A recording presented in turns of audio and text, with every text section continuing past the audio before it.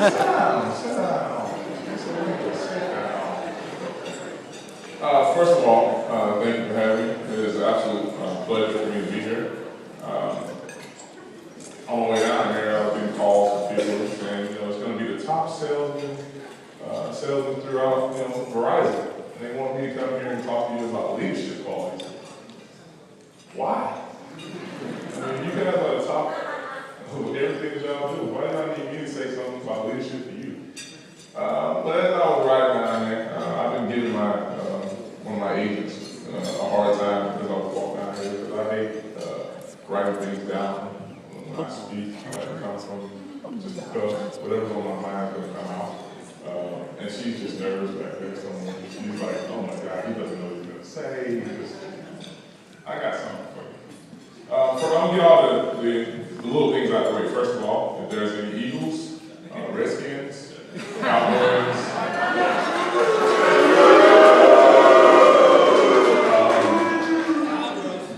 Broncos, 49ers, any of y'all out there, just don't go get out there. We will have you escorted out if you get out of line. Just so you know.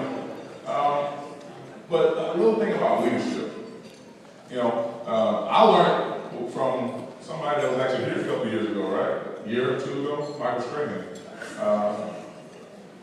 The first thing he taught me about it was in leading people, you have to be yourself. I think a lot of times when you become a leader or someone in that leadership role, you tend to try to be what other people want you to be. And it comes off fake. It comes off, ungenuine. So that was the first thing I learned from him. And in my years as a captain of the Giants, and I've been very lucky. Because I always tell people, to be a great leader, you got to have great followers. I've had guys that understand how to play the game. I've had guys that understand that every day is not going to be like it was today, sunny and very warm. How about this weather, by the way? Yeah. I didn't wear socks. But for me, leadership isn't about being the loudest person. It's not about, whenever, in my profession, whenever a camera comes around, you got to be a guy up in someone else's face. Leadership is I think it's about what you do behind the scenes. And I'm just going to go out on a whim. I'm going to go out on a limb here and say that the reason why you guys are sitting here today is because you did a lot of things behind the scenes. No one sees, Eli Manning get to the stadium at 6 a.m. They see him throw touchdown passes. No one sees him, watching film until 7, 8 o'clock. And when he leaves the stadium, he takes film with him to watch at home. No one sees that, but his wife. She kind of hates her for that sometimes. No one sees, enter a role Chris Canty come in on a day off Tuesdays and getting workouts or running, suicides. No one sees, in my case, the 2-hour meetings with Coach Kaufman that I absolutely hate. If you've ever been in a room with a guy that thinks he knows everything about the subject, everything about whatever subject you guys are talking about, I ask Coach Kaufman about my life, and he knows it better than me. In some cases, he does. But that's how I just talk with him. But that's what leadership does. It goes the extra mile. It's about, in your profession, I've never sold anything in my life. But I'm sure it's about, going with the people when they're having a bad day. It ain't got to be about Verizon or selling phones or, any of that. But leadership is about, I heard, your mom died, and that's a bad example. But I heard something went wrong in your life, other than what's going on at work. I think the people that you lead, when they know you care about them genuinely, they know, one of the breakthroughs I had about 2 years ago, me and Coach Kaufman really wasn't on good terms. And I kept it quiet because at the end of the day, it's all about winning football games. It's about swallowing your pride and doing what's best for the football team. right after, I had my grandfather pass. And I hadn't even told anybody about it. He found out about it, and he called me in, and we had a sit down about, just family life for like 35 minutes. People coming into his office saying, we got a meeting, and he was like, postpone it, back it up. And that went a long way for me understanding that, what leadership is really about. I've had tremendous people influence me in leadership. As a father and as a husband, I got a good role model to look at. My mom and my dad have been married for 40 years. I've never seen them fight in front of us. As a player, obviously, I just said Michael Strahan, but so many other guys, Antonio Pierce, Fred Robbins, Eli Manning, so many guys that you can look at and see why they are great at what they do, why the gifts God has given them, they took them to another level. Because in leadership, the biggest component to being a great leader is not being, you got to know where you came from. You got to know why you're in that position. For me, I'm in that position because when somebody else was leading me, I was a good follower. It's easy to get in front of people and tell them what to do. It's not easy to take somebody else telling you what to do. So I've been lucky. I've had guys that understand that and respect the fact that I did well in this game. I've had guys that, we vote captains in the New York Giants. So the biggest thing I had to overcome was I'm kind of a quiet guy. And I know me talking to y'all right now, you can't realize that. But I'm kind of a quiet guy. I don't like to, I'm not very confrontational. Don't ask Tom Brady that question.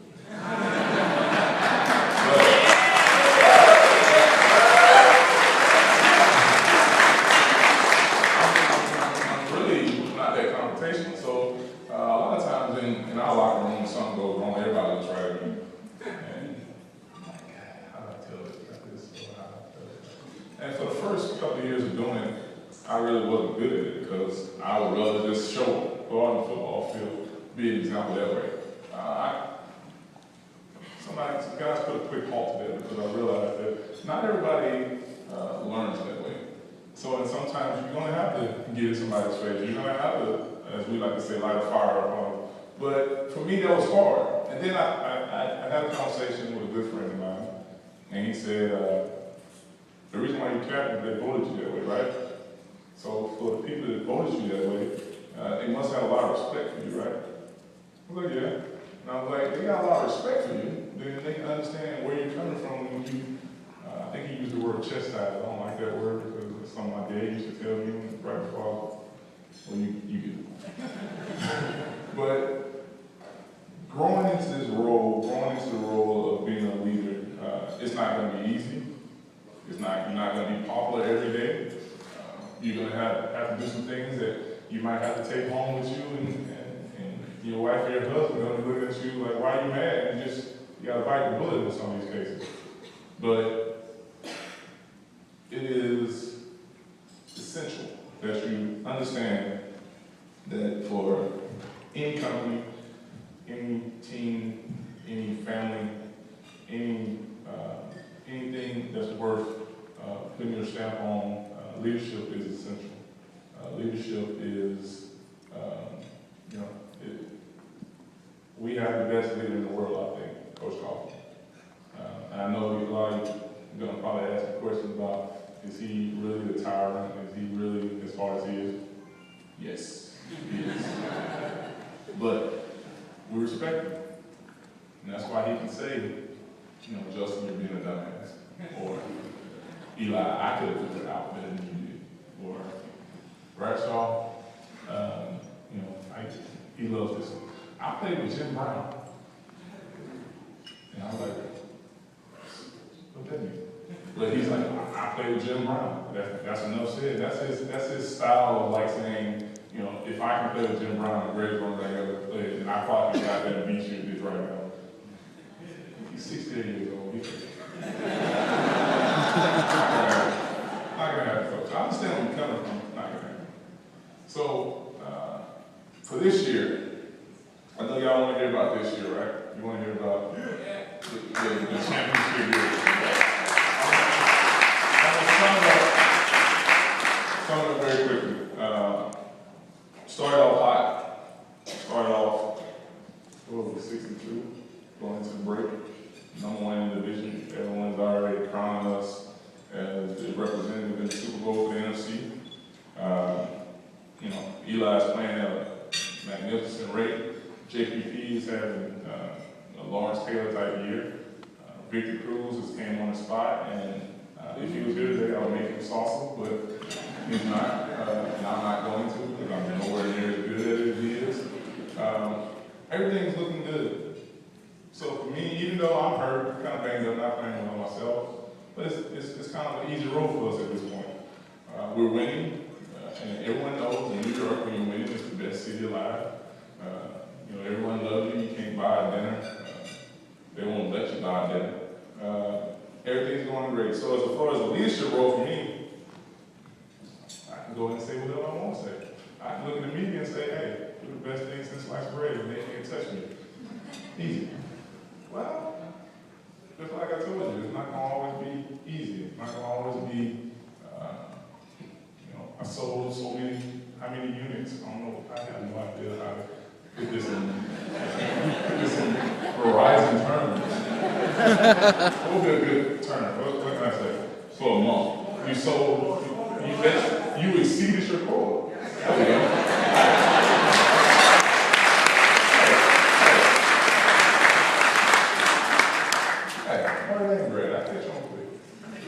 So you exceeded your quota. It's not always going to be that way. You might be one of those months where you're like, oh my God, I'm going to be fired.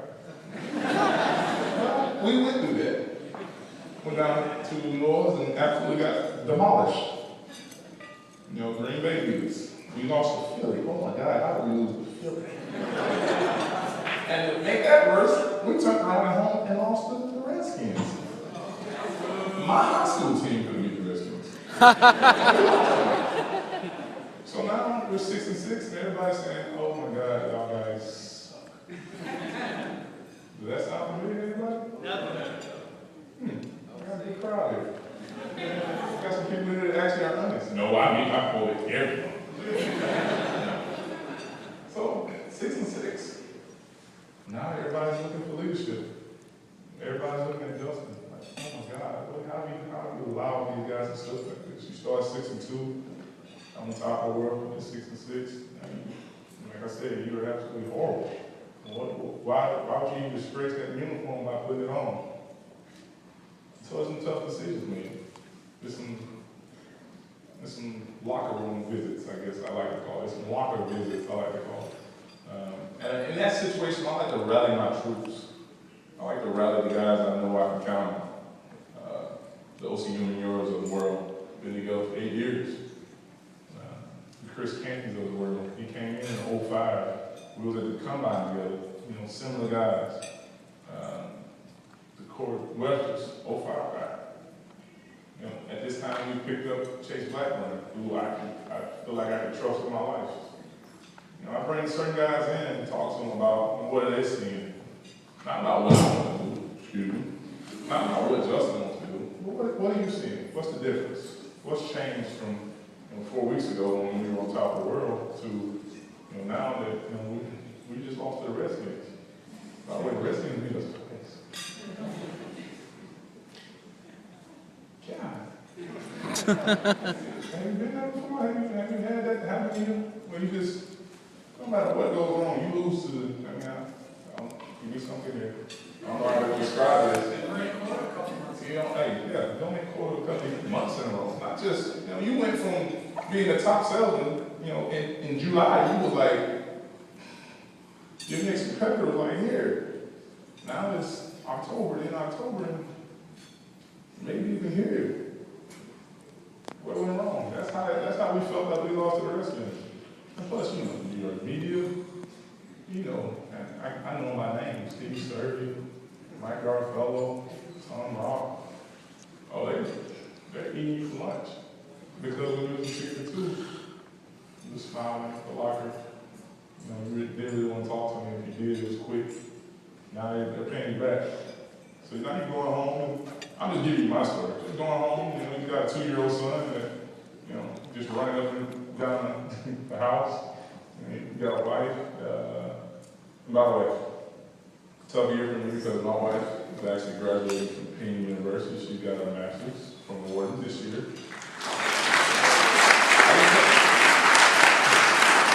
I didn't say that for our clap. I said that for you to understand. It's been a tough year. She drives back and forth to Philly every 2 days. So I got my 2-year-old. And, you can look at me. Javasky J, stand up. He's 12, he's 17. You can see in my family we have big genes. You can sit down there. He's 12, by the way. He's all mine. So you can imagine what my son is. Yeah. God has paying me back for all the times I did some stuff that my mom and dad may not find out about, but he knows. And now I'm getting it back.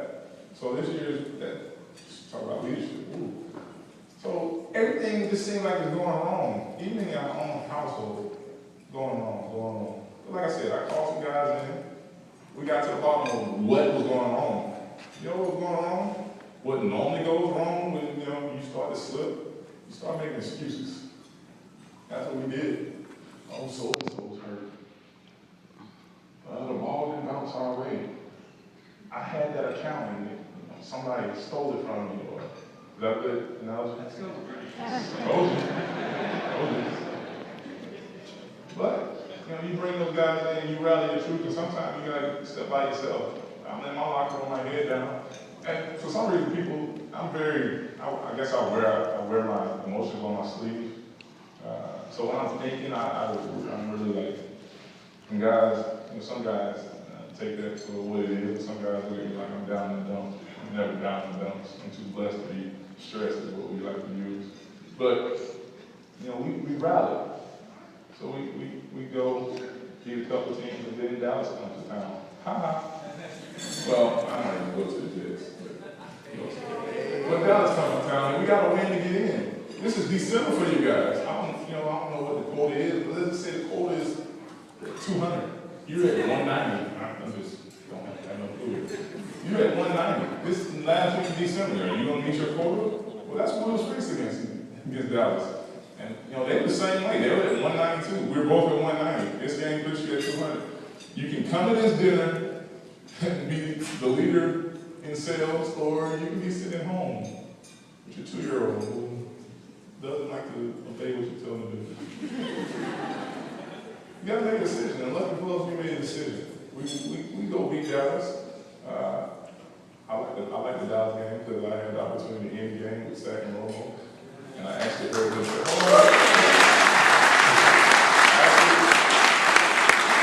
Actually, when I sacked him, it was a good hit too. I actually heard him, for all you Dallas fans in here, he really stepped up to the plate and honed in what's the word I'm looking for? He honed in on what most Giants fans like to call Cowboys fans. A cowboy. I'll tell you why.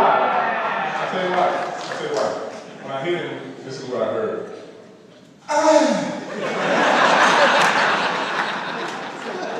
That's feeling. The defense means you hit a quarterback. You hear that noise?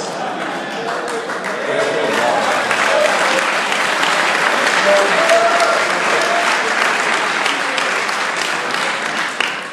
So to cut this story short, leadership is not about being on top of the hill and everything's going well.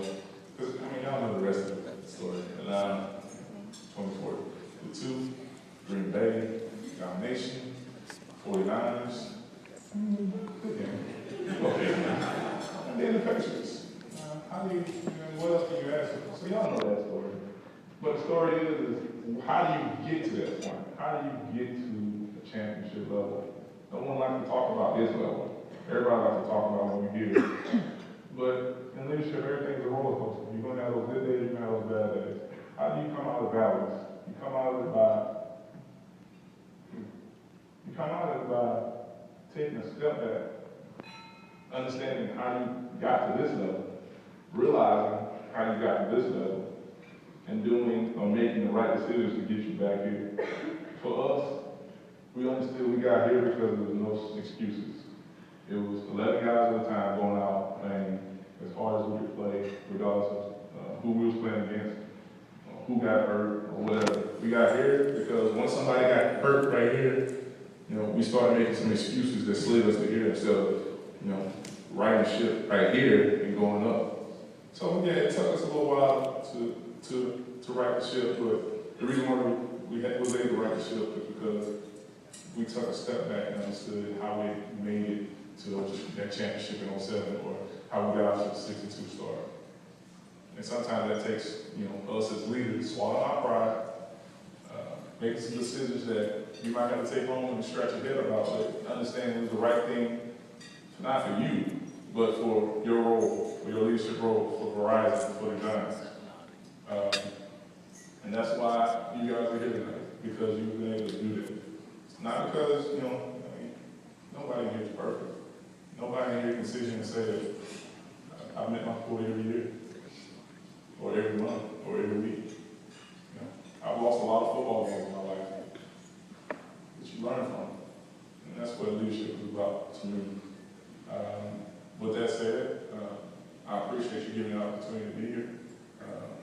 You want to do a couple questions with you? Sure, you can ask questions all right. Jim Clifford, a mega Giant fan, is going to help us. Jim Clifford.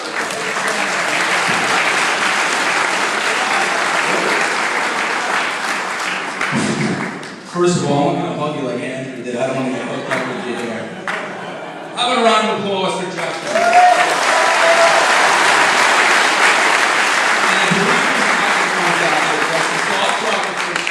So you won in 07, you won last year. What do you think it's going to take to repeat?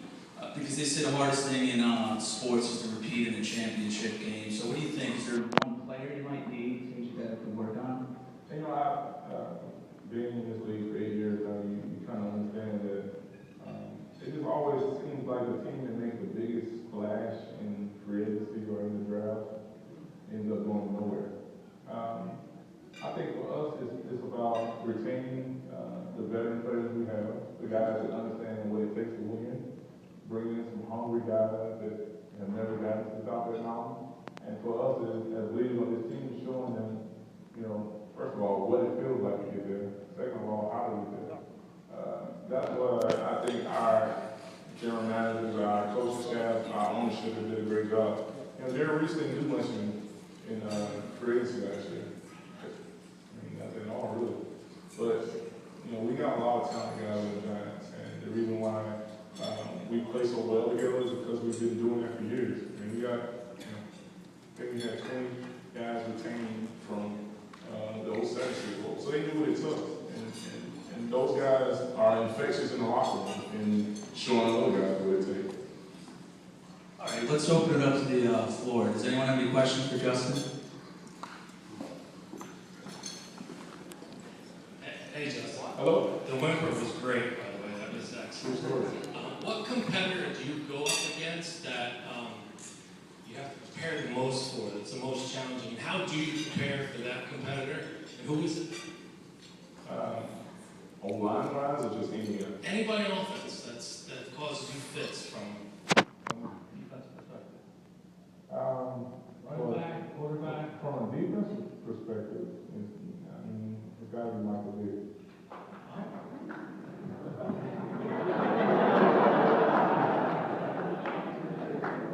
Is that what it is? Quite good.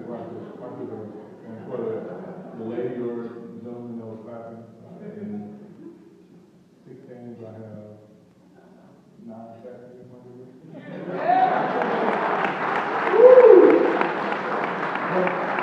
But the reason why is because, first of all, he is the fastest person with a ball in his hand that I've ever played against. Second of all, they are making this game into flag football and telling me that I can't hit quarterbacks anymore. So he can just run like he's crazy out there and know that we can't hit him. Nothing is about, a space is about that big. So, but the guy's a phenomenal athlete, and the reason why, for me personally, he's so tough because you can't catch him. And as a defensive end, if he breaks contain, which whenever he wants to, he can, it puts so much stress on the defense. I would literally, me personally, as a defensive lineman, I would rather play against, the Tom Brady's, the Peyton Manning's, the Aaron Rodgers of the world, because the D-linemen, they mostly stand still. Now, if you ask, Andrew Roll that, he'll probably rather play against Michael Vick because he probably doesn't read coverages as well as, the Peyton Manning. So he doesn't have the accuracy in his throws of a Peyton Manning or, Tom Brady. But for me personally, Michael Vick, no question.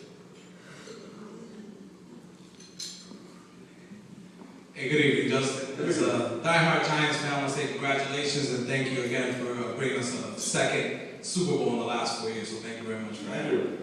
I want to ask you, to win a Super Bowl and to reach the level of excellence that the Giants have in the last couple of years, you need team chemistry.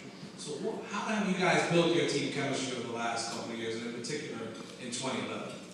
Well, that's something I could talk about easily too. If I would have talked about chemistry, that would have been easy to translate some of the stories I showed you today. In 62 we were healthy and our chemistry was, great.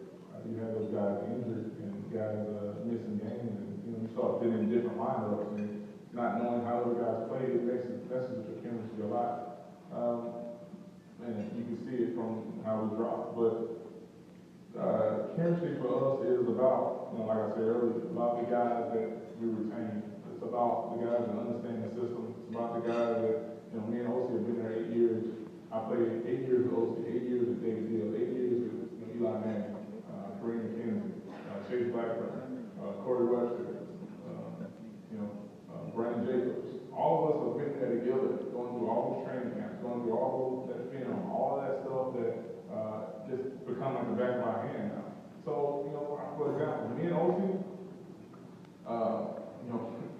y'all see us getting sacks, and y'all see all the stuff about me standing up pointing and all that stuff. A lot of that stuff is absolutely dummy talk. And the only person that knows it most of the time is Osi, because he's been there for 8 years and he knows my tendencies. We don't have to look at each other. I know, he's probably going to speed rush this play. Oh, it's 3rd and 7. We're on the 50. They need a touchdown. Osi's going to go high, so I'm going to go low. Things like that. And that's because we've had so many years ago.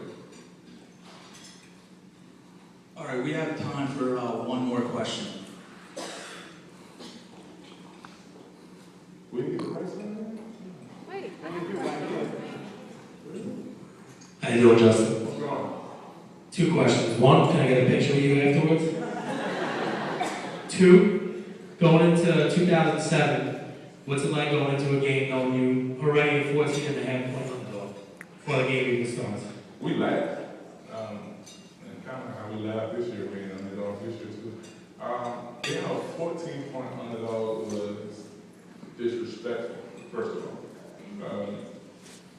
All right, give you a story. So we're in Arizona, and we're all sitting around watching TV. The media did the Super Bowl, it's crazy.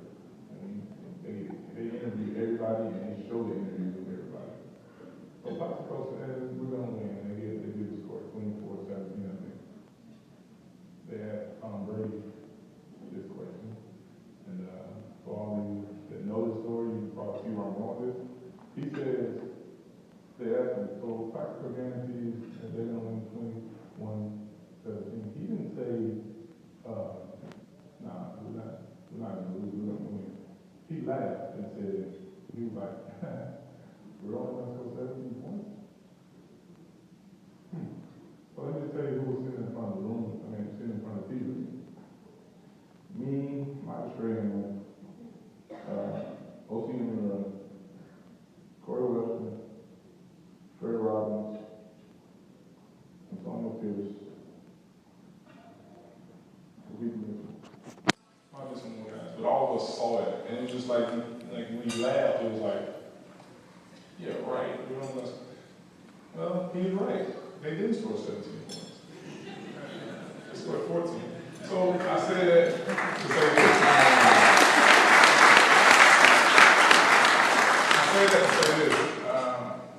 You don't, when you're an underdog like that, you don't have anything to lose. We felt like we